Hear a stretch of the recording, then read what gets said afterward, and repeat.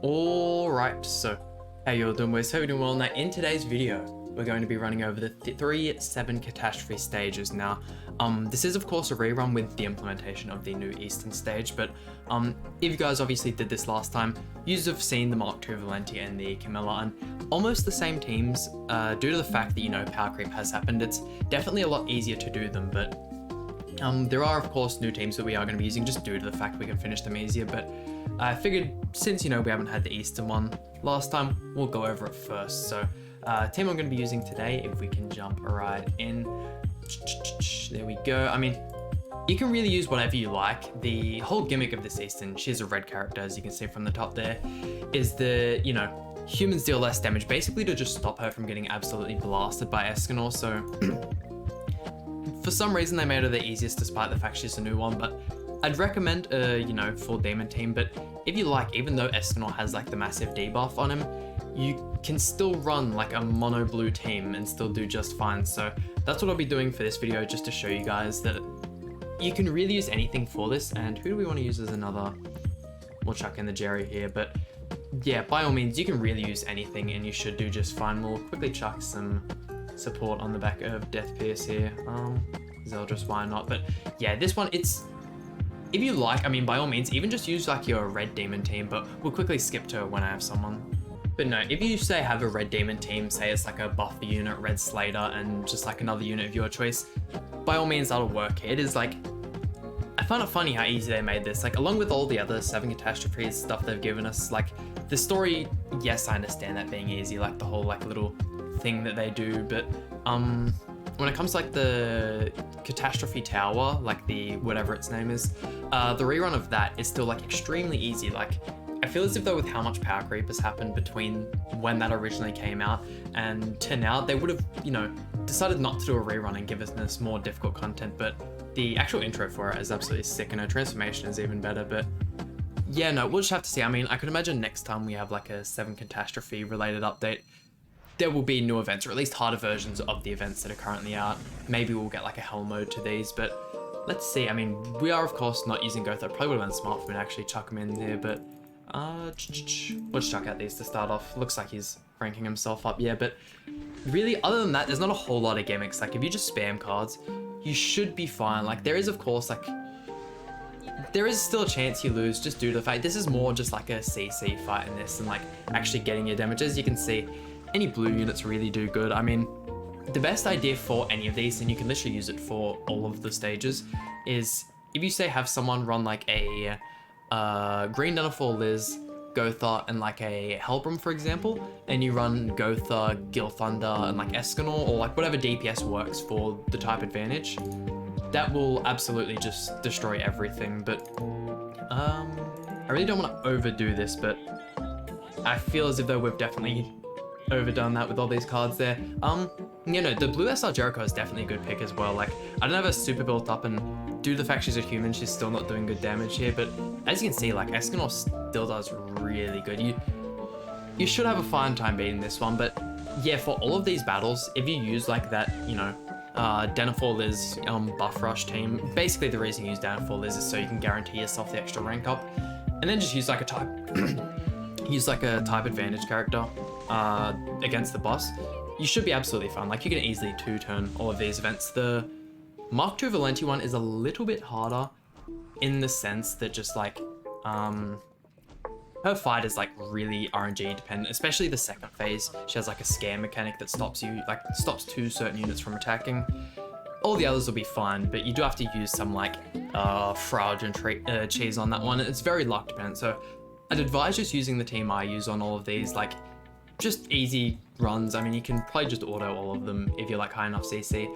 And weird thing I found about this was there's no audio on this one. Like, all the other boss fights have the audio, but this one doesn't, which is strange. I mean, it's not that big a deal, but we should be able to finish this one off here. Look at that. Nerfed humans, they say, and Escanor's still just pumping out insane. I mean, we saw like the damage decrease in Jericho. I was expecting a little bit more from her, but oh, even his Escanor took a bit of a tanking there. But you see, Sariel will do absolutely crazy. I mean, by all means, just like use Sariel as well. Really, any just good DPSs can be used for that. But there we go. That one's easy peasy done, and we'll skip on to the next two. But if you guys are actually having trouble, you know, team building for any of these stages, by all means, let me know in the comments down below and I can help team build or whatnot. But here we go. Here is the Valenti one, which is by far the hardest one. Still not difficult, but when it originally came out, there's definitely some difficulty and more just people not knowing how the fight worked. I'll quickly see if I can get anyone to join here right off the bat, but so yeah, this is the team we're going to be running today. Mainly you would be using like Gotha, a buffer, using Margaret as our buffer, and Sariel. If you don't have Sariel, can be a little bit hard stuck for DPSs. The red coin shop Escanor can be really good. For the back, I just have the green SR Liz. I don't even know why we should actually probably put Death Pierce, but I might skip until we have another ally. There we go. Heaps long gonna find someone this time, but let's see what team he's using here. I mean, yeah, like if you have like another friend that plays the game and you know, you both get on and do your like matches right off the bat, by all means, like that is definitely a good way to do it. If you have, you know, one of yous have the Den of Liz, you could easily pump all of these out in like both attempts on all three of them. Probably like 5 minutes if like you're really smart and like you have your gear all situated, but like you can definitely save a lot of time on these than like doing them with, you know, just randoms. I mean, even if like actually I don't think you can use AI, but actually no, you might be able to. If you could use AI and like say your friend puts his Den of Liz in like the right slot in the Gotha on the far right so that you can like, you know, force the AI to choose the rank up right off the bat. It could very well be a good strategy, but we'll just waste these cards here. We're mainly looking for the rank ups, the extra Margaret cards and the Sariel cards, but once again, just playing this like a normal demon, cycling your cards till you get your rank ups, and first phase, you don't really have to worry anything. Kind of just like the Hasvelger raid, build your cards up and just focus on the second one. The second phase is a little bit more difficult. Like I said earlier, he has, Mark II Valenti has the Fear effect, which picks 2 random units. They can actually be both on your team as well. It's not divided between the teams, but Fear debuff goes on and then you can't attack with that unit, or your unit like guaranteed misses all of their attacks. So you can get very unlucky if say you're both running 1 DPS and both of them get that debuff on it. That's why it's a little bit RNG dependent and like very situational what happens, but I might actually signal to him. Oops, wrong one. That one there. Throw the Margaret out and we'll just do that one. But yeah, no, I mean, using Lost Vein, personally I wouldn't advise using Lost Vein for any of these. I just feel like if Lost Vein is the only unit you have, by all means use it. He's definitely not a bad pick. But compared to some of the units like Sariel, and I feel like even Red Escanor, if you have like Escanor UR gear built, he's actually holding his own. I just feel like in some like PvE scenarios, Lost Vein really just doesn't do well, but he actually ult-rushed as well, which I hope he doesn't use on this phase, but we'll wait and see. But yeah, no, first phase is super easy. On the second phase, sorry, if the Mark II Valenti survives 3 turns, which you really have to like, you know, focus on doing enough damage, they go back to full health. So do watch out for that. It is, you know, with how long this event goes for and how like, you know, good they are with giving out like materials and all the sort, definitely don't have to worry about doing it on the highest difficulty every day. Like you can easily do this on the lowest difficulty, and as long as you do it every day, like you'll definitely be fine. It's nothing to worry about. And like most of the rewards, like once you get through like most of the limited stuff, usually these side events, you're usually just getting them for like books and stuff, which you can grind with stamina pots anyway. Like this also costs stamina, so it's not like you're really gaining a lot out of doing this instead of just book grinding. So here we go. Do we get any more rank ups by any chance? Doesn't look like it. That's all right. Who do we have the Fear effect on? He has it on Gotha and he's Lost Vein, so we'll wait and see if he actually uses the Lost Vein cards and see if he knows, but you can obviously tell by the grey debuff there. Yeah, look, using 2 Lost Vein cards. I'm actually surprised at like how many people don't pay attention to the actual little grey icon. Here we go. It's actually good that he kind of did that, so that we can show off the whole missing debuff, but there we go.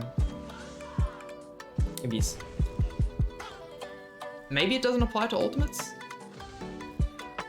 Okay, it must just apply to normal cards. I thought it was funny that it applied to ultimates, but if we had have seen the single target cards go off there, they would have missed. That makes me look awfully stupid right there. So yeah, if you still have ultimates, by all means still use those. You can throw those out, but normal cards are a no-no. So Mark II Valenti, the most difficult one out of 3 done. And let's skip over to this one here, the Camilla Fight, if you don't know like what the whole gimmick is, can be a little bit difficult, and if you don't play around it, it can definitely be tough. But there's a point in the game where like, you know, there's so much power creep that's happened that you can literally just use like certain things and just absolutely floor people. So this is the team I'm using. Go through and just 2 blue DPSs will do just fine in this situation. So what we want to be watching out for is every time you attack Camilla, they get a, let's see if I can actually find what the exact number is. Actually, no, well, we'll see when we get into the match, but every time you attack Camilla, they get a, I think it's 20% attack buff, and that stacks up to 4 times, and on the 5th time, all the buffs get removed, and you get Camilla to full ult gauge. So if there's no buffs on the Camilla, you really don't have to worry about damage. So usually what you want to do is either not attack them at all in the turn, or attack them 5 times, give them the ultimate, and don't attack them anymore so that they have a really weak ultimate.